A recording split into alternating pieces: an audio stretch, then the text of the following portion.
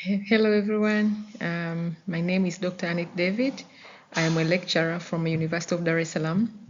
And today I want to talk about the use of social media for open and engaged research as part of the Digital Open Research Hub for East Africa.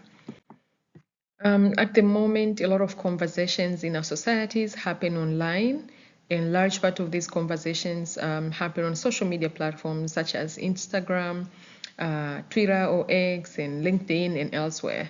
And these conversations are for different purposes. Some of them are for entertainment only and networking, but others for business, for political because of political issues, or just to share information, news and information.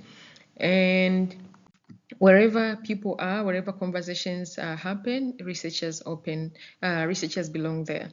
And because the research involves people at different research cycle stages, but also we collect data involving people, we formulate hypotheses, we try to solve solutions, to provide solutions to different challenges, different facing people. So in this regard, social media platforms become important tools for research, and especially open and engaged research. And these platforms can be used for different purposes. They can be used to gauge sentiment. By following current conversations, we can know what people care about, what people are talking about, what challenges people are faced. And from this, we can formulate research questions, trying to understand the different phenomena or trying to solve these challenges that people talk about or people face.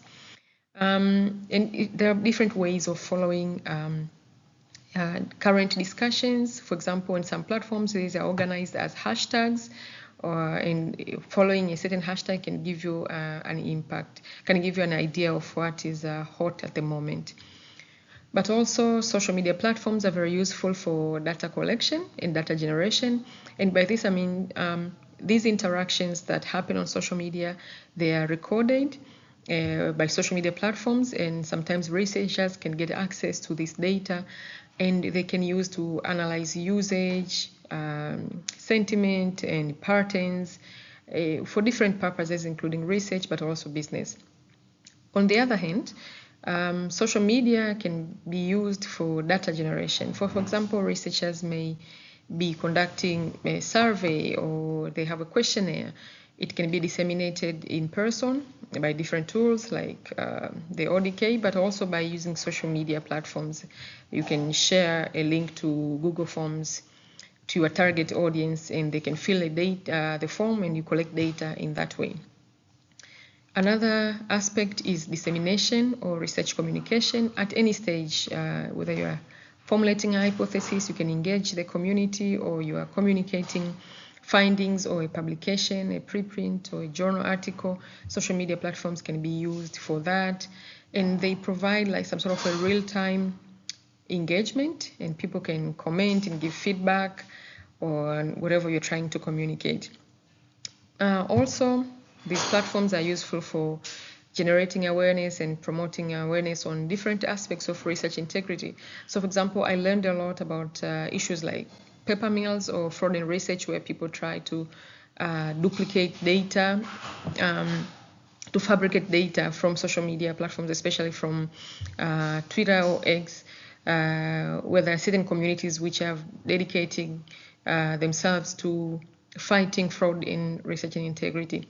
So these are just some of the ways we can use social media platforms for open and engaged research. I want to share my own examples of using social media for research. For example, this preprint on the status and challenges of preprint adoption in Africa. We conducted the study as part of ASAP Bio Fellowship in 2023, where we ASAP Bio Fellows from Africa came together, and we wanted to conduct different projects in preprints promotion, but we realized there wasn't any literature or any information on how researchers are using preprints in Africa, or what are the challenges. So we designed a survey, and we decided to use social media platforms, especially X and Instagram and LinkedIn, to reach the target audience, other early career researchers across Africa. So it was a multi-country survey, and we got several hundred responses, and we analyzed the responses and ended up with this preprint. Another similar example is another preprint on knowledge and practices of open science among scholars and researchers in Tanzania. Same thing, as we advocate for open research, but also we want to understand whether people are facing any challenges or how they're using it, so as we can come up with policy recommendations or just how best to promote open science practices. So we did the same, designed the survey and disseminated it among researchers and analyzed the data and came up with a publication, which is published as a preprint. And these are not the only examples. Whenever I publish a paper or a preprint, I usually share on social media as well. And often I do get feedback from the people on how to improve, on how best to engage, and things like that. So I have been using social media platforms for research in general, but to facilitate open and engaged research with a diverse audience. So for somebody who wants to start using social media platforms for research, especially open and engaged research, I would advise the first thing to do is to build a community and a following, and not just to pop up from nowhere and engage people, maybe collect data or facilitate a discussion around a certain research topic.